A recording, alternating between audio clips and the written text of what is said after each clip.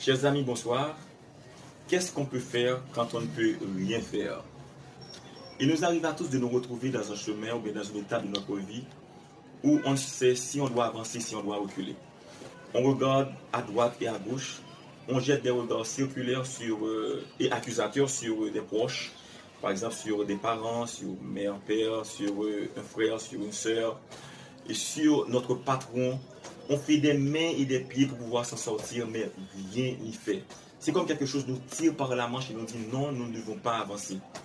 Il y en a qui accusent Dieu et arrivent même à culpabiliser. Mais ce sont des réactions humaines. Je dois vous dire que quand ces choses arrivent, on doit pouvoir les surmonter. Mais maintenant, en tant que chrétien, que devrait être notre position? Je vous apporte aujourd'hui deux clés ou bien deux réponses, l'une après l'autre. La première chose que nous devons envisager, c'est de ne rien faire. Et dans cette étape-là, ça ne veut pas dire que nous allons stopper tout dans notre vie, mais nous ne prenons aucune initiative. Nous ne posons aucune nouvelle action. Et nous faisons une analyse rétrospective dans notre vie pour voir qu'est-ce qui ne marche pas. Qu'est-ce qui pouvait rentrer en désaccord avec la volonté de Dieu. On est humain, on peut poser une action qui peut rentrer en désaccord avec la loi divine. Et en ce sens, on fait l'analyse rétrospective, on voit qu'est-ce qu'il y a à nettoyer dans notre vie, parce que nous devons avoir une santé spirituelle normale. Et en deuxième lieu, on remet à Dieu le contrôle de sa vie.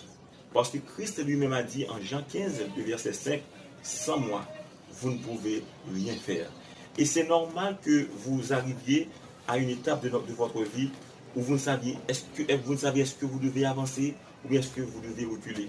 Ça, c'est l'appel de Dieu.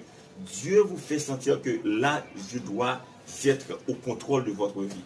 Parfois, nous avançons la tête dans le guidon et nous ne pensons pas à Dieu.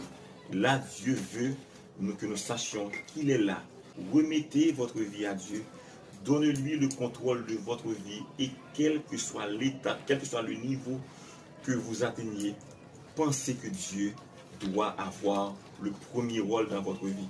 Mon intention forte aujourd'hui était de vous prouver que parfois, quand vous êtes dans une étape, vous ne savez quoi faire, Dieu est là.